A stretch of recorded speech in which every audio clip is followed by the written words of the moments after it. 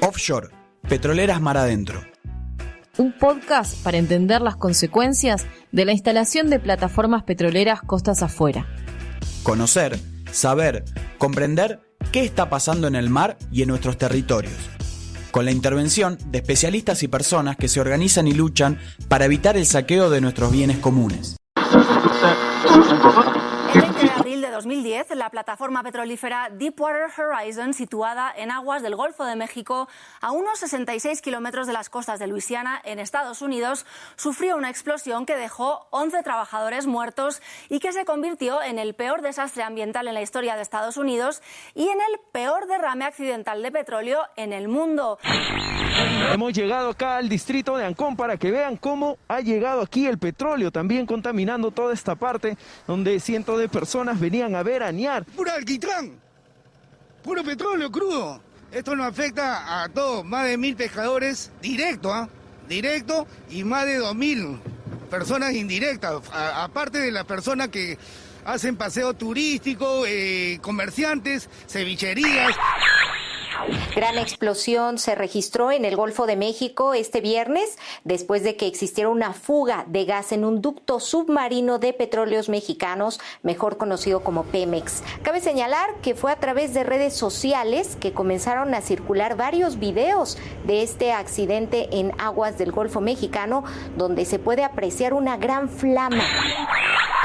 Olas de petróleo bañan la costa de Perú.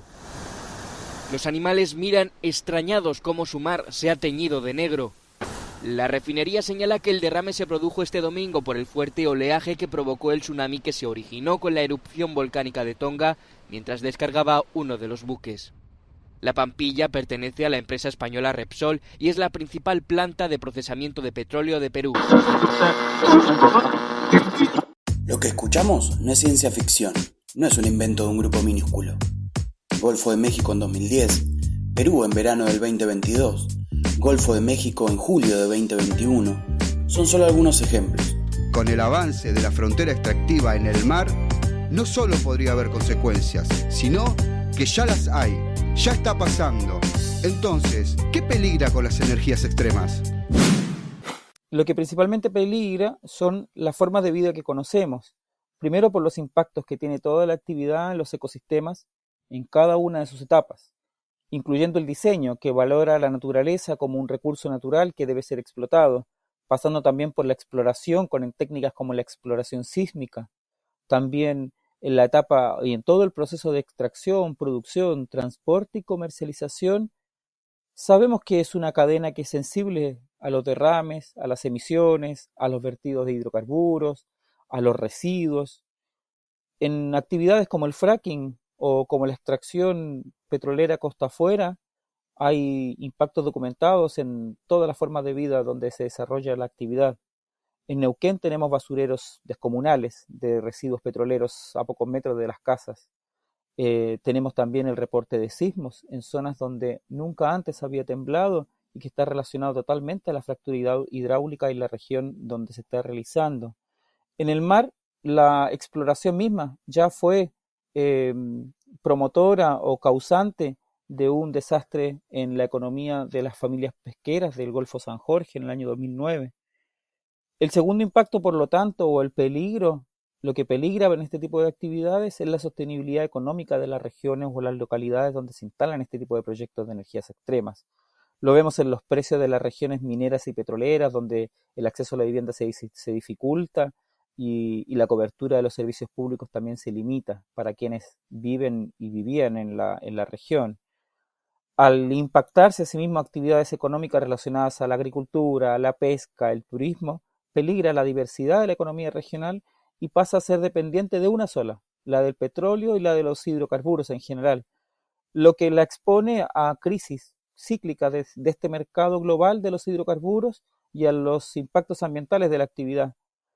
La erosión, en este sentido, de la diversidad económica y de los ecosistemas de la región es el peligro mayor que vemos con muchísima preocupación y que se expresa en esta dependencia económica y política de las localidades a los ritmos de las energías extremas.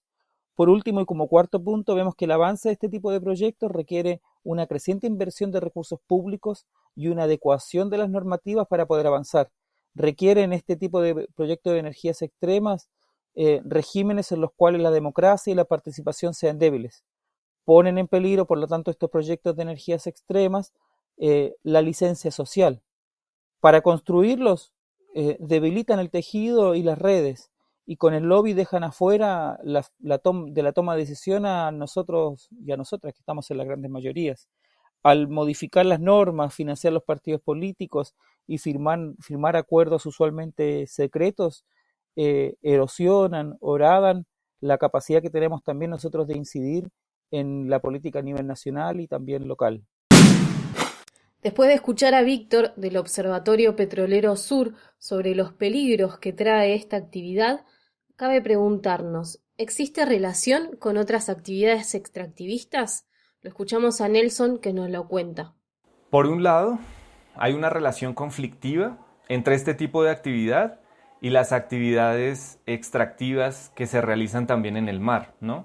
Entonces, la extracción de hidrocarburos costa afuera u offshore puede afectar el extractivismo pesquero y la pesca industrial. Puede afectar también el gran turismo, digamos, que no es proporcional y no permite a los propios ecosistemas regenerarse. Y en esa medida, entre los dos pueden acabar con un recurso del que dependen muchas comunidades. Pero asimismo, hay actividades extractivas con las cuales hay una relación de dependencia. Es decir, para la construcción, por ejemplo, de estas plataformas, se requiere de la extracción de minerales, y para hacer rentable y viable la extracción de minerales se requiere la producción de hidrocarburos. Entonces, en general, digamos, este tipo de actividades es la que sustenta el modelo civilizatorio en el que vivimos, en el que gran parte de la energía disponible la estamos gastando en transporte de mercancías grandes distancias.